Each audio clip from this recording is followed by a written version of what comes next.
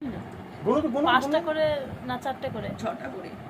আচ্ছা আচ্ছা, নতুন দোকান তো এই জন্য। আরে শাকিলটার পাশে দোকানটা খুলেছে দেখুন। মামা তুমি কি খাচ্ছ সোনা? গার্গের ঠিক উল্টো দিকে। মোমো কে এনেছে? পাপা এনে দিয়েছে। কত মোমো নিয়ে বসেছে দেখো। মাকে দিলাম দুটো, ওনাকে তিনটে। আচ্ছা, এদিকে সরে যাও, আমি কিন্তু রাত্রে খবরদার কিছু খাচ্ছি না। হ্যাঁ খাও খাও। আমি চা ছাড়া কিছু খাই না। এই এখন এখান থেকে একটা দুটো খাও। একদম না, বললাম যে ভালো লাগছে মা? যাক এটা দেখ। ওই দোকানটা আছে বল। আর তুমি খুশি তো? সকাল তুমি এমন করে কেন কাঁদছিলে? তুমি বলি আমার কষ্ট হয়।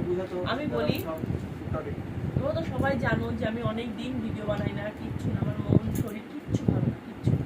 কারণ আমার মায়ের শরীর একদম ভালো না, আমার মনটা ভালো না। এখন বৌদির ফোনে একটুখানি কথা বলছি, তো বেশিরভাগ সময় আমি এখন এই বাড়িতেই থাকি।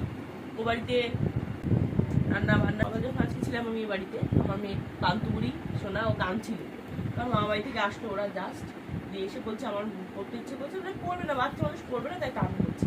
তখন তাকে অনেক পটিয়ে পাঠিয়ে বলেছি, বাবা তুমি এখন করো, একটু পড়াশোনা করো, তোমাকে বিকেলবেলা তোমার বাবা মোমো নিয়ে এসে দেবে, কারণ মোমো খুব ভালোবাসে। তো বাবা আজকে এত মোমো নিয়ে এসছে আমাদের সবার জন্যই, ওখানে মাকেও দিলাম।